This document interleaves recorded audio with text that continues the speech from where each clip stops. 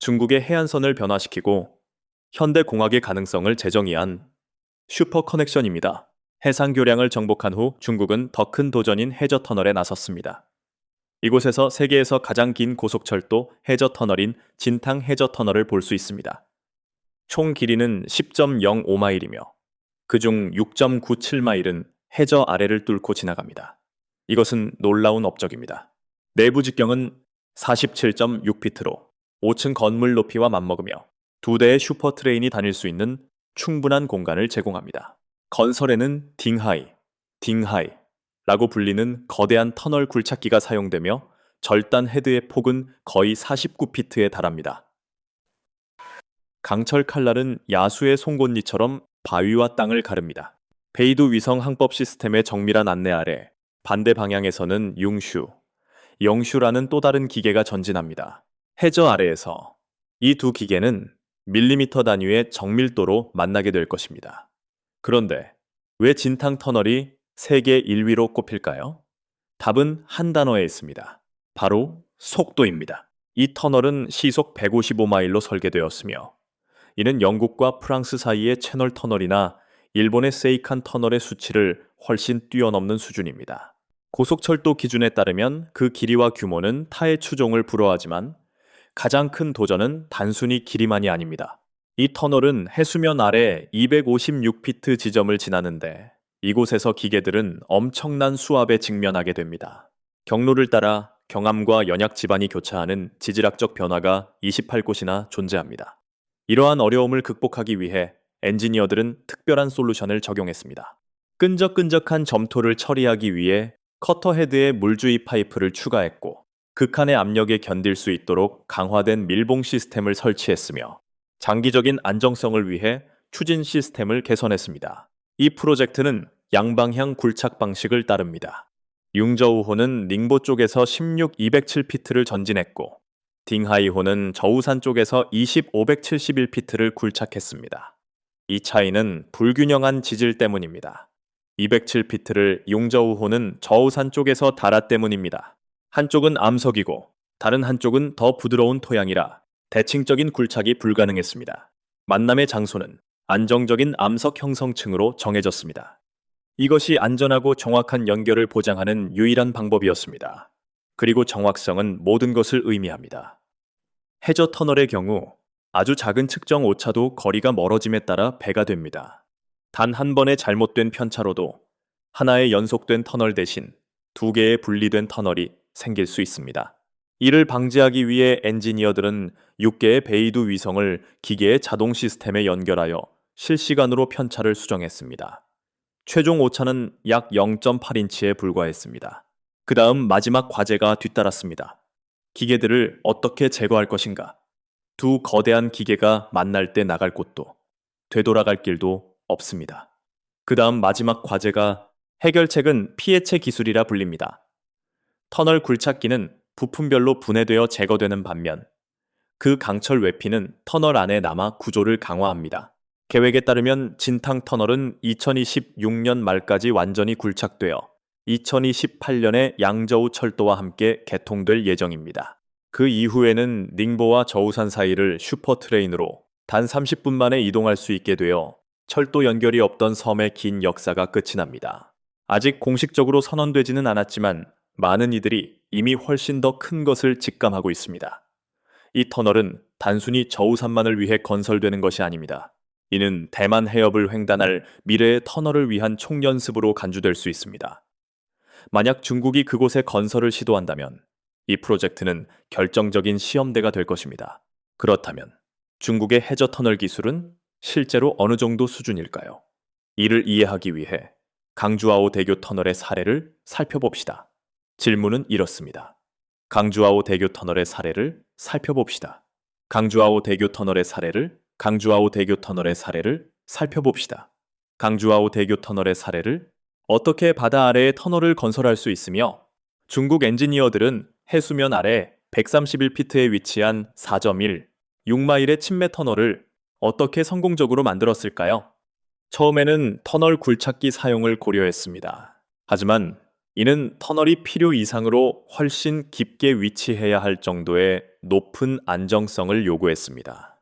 따라서 다른 해결책이 필요했습니다.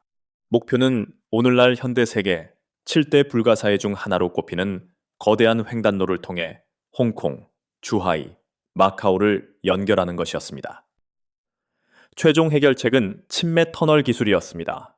바다 바닥에 도랑을 파고 침매관이라 불리는 프리캐스트 콘크리트 구조물을 이 도랑에 배치한 뒤 정렬하고 연결한 다음 모래와 자갈로 덮는 방식입니다. 각 구조물은 길이가 590피트이고 무게가 81, 800톤에 달하며 이는 거의 항공모함 한 척과 맞먹는 무게입니다. 각 구조물 안에는 왕복 6차로의 도로 터널 2개와 2개의 서비스 터널이 포함되어 있습니다. 이런 크기의 단일 부품을 제작하는 것은 사실상 불가능했습니다. 그래서 엔지니어들은 각 세그먼트를 8개의 작은 부분으로 나누어 별도로 생산한 뒤 조립했습니다. 총 363, 0톤의 강철과 220만 톤의 콘크리트가 사용되었는데 이는 부르즈 할리파 크기의 타워 8개를 건설하기에 충분한 양입니다. 무인도인 뉴터우산에서는 300명 이상의 노동자들이 단 100일 만에 공장을 세워 한 달에 2개꼴로 33개의 침매관을 생산했습니다. 400일 이상의 건설 기간을 거쳐 거의 모든 세그먼트가 제자리에 놓였습니다. E30이라 불리는 마지막 요소가 천천히 제 위치로 내려갔습니다. 엔지니어들이 실시간으로 과정을 모니터링하는 동안 강철 케이블이 그것을 바닥으로 안내했습니다. 26시간의 미세 조정 끝에 E30은 완벽하게 들어맞았습니다. 잠수사들이 밀리미터 단위의 정밀 측정으로 접합부를 확인했고 마지막 세그먼트가 밀봉되면서 강주하오 대교의 침매 터널이 완성되었습니다. 이것은 단순히 터널에 관한 이야기가 아닙니다. 속도, 정밀도, 그리고 국가적 야망에 관한 이야기입니다. 한 인터넷 사용자는 중국의 발전을 인간의 학습 과정에 비유했습니다. 사람은 성공과 실패를 통해 더 현명해집니다. 중국은 기술을 흡수하고 완벽하게 다듬는 스펀지와 같습니다. 이러한 프로젝트 중 상당수는 단순한 시각적 볼거리가 아니라 삶의 질을 향상시키는 역할을 합니다. 한 논평가는 미국이 현대적인 인프라 대신 국방에 1조 5천억 달러 이상을 지출하고 있다고 분명하게 지적했습니다. 두 나라가 힘을 합친다면 무엇을 이룰 수 있을지 상상해 보십시오. 또 다른 논평가는 이러한 프로젝트들이 중국 공학의 힘과 야망을 증명하며 국가를 변화시키고 거대한 인구를 연결하고 있다고 말했습니다. 동시에 이러한 투자에는 종종 숨겨진 큰 대가가 따릅니다. 여기에는 토지 수용, 산림 벌채 및 지역 사회의 이주가 포함됩니다. 환경에 미치는 영향 또한 막대합니다. 오염, 서식지 파괴 및 기후 변화가 그 예입니다. 최근의 사례로는 수백만 명을 이주시키고 양쯔강의 흐름을 바꾼 산샤댐과 여러 나라에서 환경 문제를 일으킨 1대1로 구상을 들 수 있습니다. 이러한 메가 프로젝트들이 성장과 연결성, 번영을 약속하지만 종종 무거운 비용을 수반합니다. 화려한 도시 전경과 기록적인 건설 뒤에는 강제 퇴거, 이주된 공동체, 육체적 한계까지 내몰린 노동자들, 그리고 듣기 힘든 목소리들이 숨겨져 있습니다. 투명성과 공공 책임의 부족은 이러한 프로젝트와 관련된 윤리적 질문을 더욱 깊게 만듭니다. 누군가에게 진보는 발전을 의미하지만 다른 누군가에게는 희생을 의미합니다. 그럼에도 불구하고 많은 이들은 훨씬 더 넓은 역사적 관점에서 상황을 바라봅니다. 그들은 수세기에 걸친 쇠퇴와 정체 끝에 중국이 마침내 세계에서 한때 차지했던 자리로 돌아오고 있다고 믿습니다. 그들에게 이 상승세는 막을 수 없는 것입니다. 건설은 단순한 경제 전략이 아닙니다. 그것은 중국인의 정체성 중 일부입니다. 수천 년 동안 중국인은 성벽, 운하, 도로, 도시 및 제국을 건설해 왔습니다. 그리고 오늘날 그들은 그 어느 때보다 빠르고 거대한 규모로 다시 건설하고 있습니다. 탁 트인 바다를 가로지르는 교량부터 대양 아래를 뚫는 터널, 대륙을 횡단하는 슈퍼 트레인부터 지역 전체를 변화시키는 거대한 수로 시스템에 이르기까지 중국은 인간 공학이 성취할 수 있는 것을 끊임없이 재정의하고 있습니다.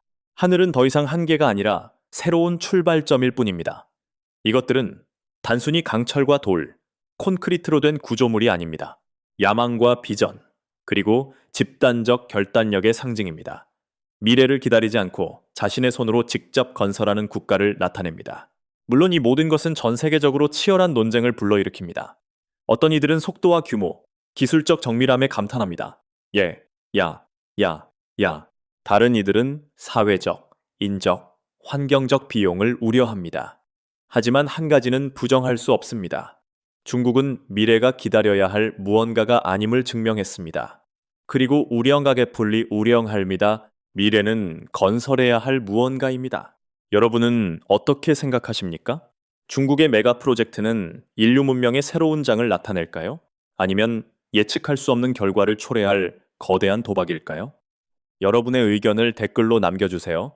중국은 계속해서 공학의 한계를 밀어붙이며 자신뿐만 아니라 전 세계를 변화시키고 있습니다. 하지만 이것은 시작일 뿐입니다. 다음 에피소드에서는 더욱 대담하고 전략적인 프로젝트인 핑루 운하를 소개하겠습니다. 이 세기의 운하가 어떻게 중국 남서부 경제를 변화시킬까요? 그리고 왜 일부 외국인들은 그것이 SF 영화 속 외계인 기지처럼 보인다고 말했을까요? 놓치지 마세요.